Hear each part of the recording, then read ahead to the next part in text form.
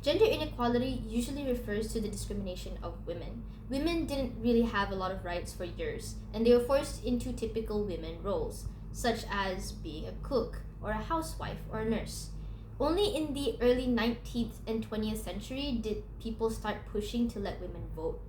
Other gender discrimination, inclusive of and not only including gender and sexuality based violence, sexual violence and harassment, workplace, educational, and societal discrimination in general. In conclusion, gender inequality is an issue that has persisted over generations globally in seemingly small ways. It doesn't just harm women, but also other genders, including men. But what can we do about it? Speaking up. Being silent is as good as being complicit. Gender based discrimination often happens because of silence, especially in the presence of sexist comments, inappropriate sexual and invasive things said, especially about women. This can include derogatory terms, slurs, and curse words, and particularly those pertaining to gender. People, regardless of gender, should band together. They should advocate for equal rights, sexual and reproductive rights, especially for women, punish sexist and derogatory culture, speech, and behaviors, and also challenge institutions' gender discriminatory rules. We should support one another in workplace, schools, and institutions. Thank you. Good day, everyone.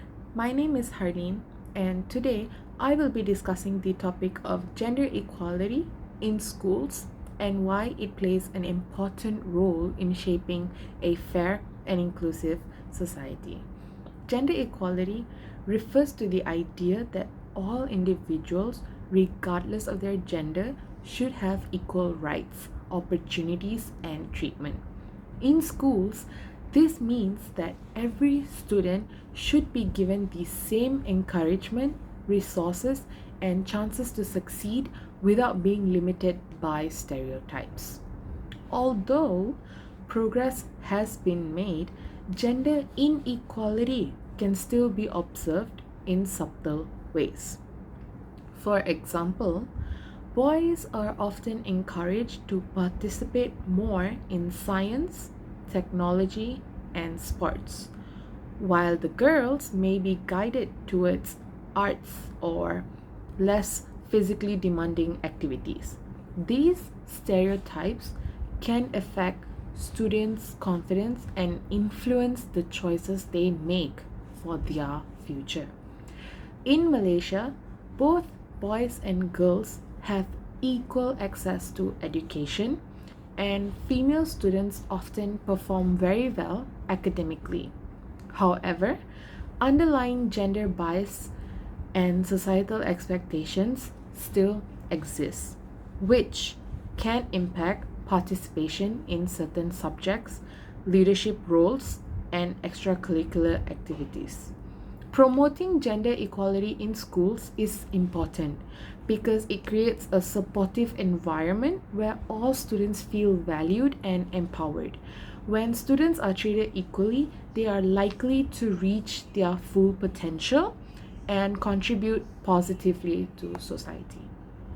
In conclusion, achieving gender equality in education is not just about fairness, but about building a more inclusive and progressive future.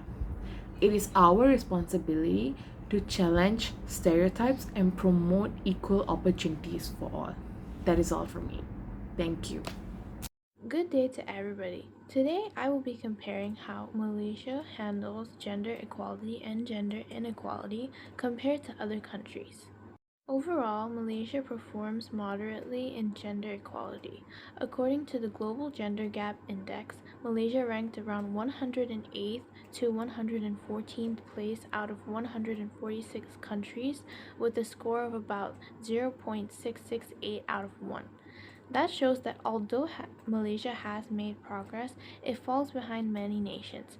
For example, the Philippines ranked 25th place out of countries like Iceland, Finland, and Norway that constantly rank in the top 10.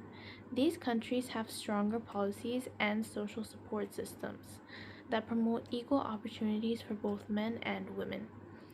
However, Malaysia tends to perform well in education. Boys and girls have nearly equal access to schooling, and female enrollment in universities is often equal to or more than higher than the male enrollment. In fact, Malaysia has achieved almost full gender parity in education, with literacy and school participation that ranks close to 100% for both genders, which means that Malaysia is comparable to many developed countries in terms of educational equality. Despite this, gender inequality is still visible in the workplace. Women's labor force and participation in Malaysia is about 56.5%, while men's participation is around 82%.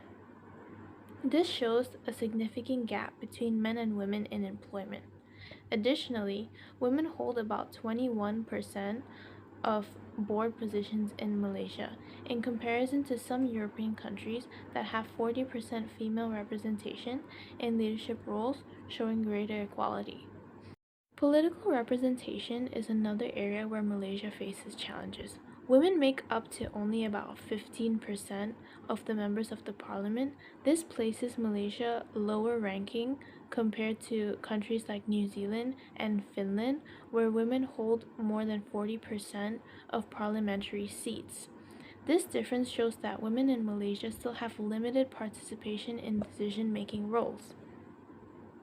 In conclusion, Malaysia has achieved strong gender equality in education, with nearly equal participation between boys and girls.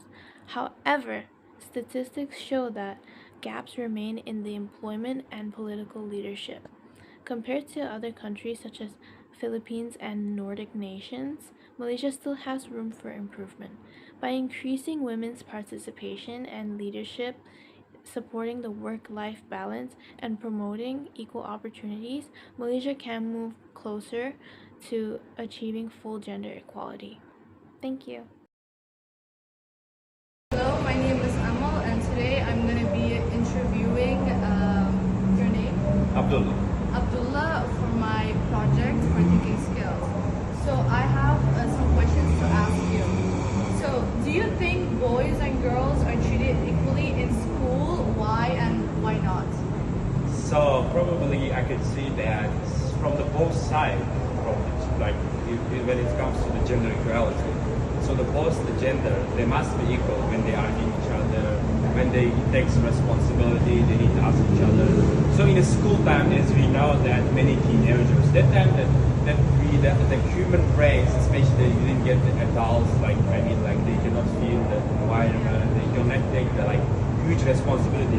But in case that in the school subjects, they must use some of the some teams, or what do you say, some of the teams such as so the genders can be equal and yeah, they can work together. They can work together. Yes. Okay, thank you.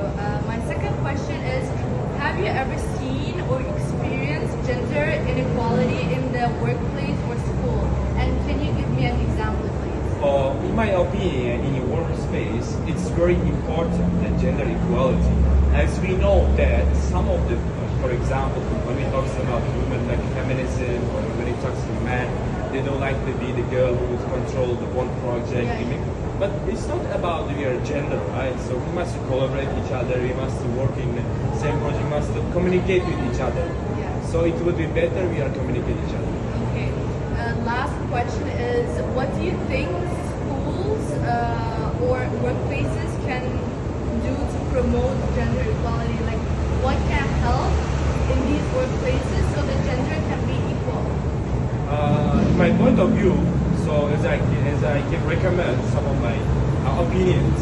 So in the school time for the teenagers, in a week or in a month, they should do some kind of gender equality. For example, in my country, the high school and the secondary school, we used to sit with the girls and boys. So it can help us during the class to ask about the question each other. That is a better thing also. We don't need to separate them.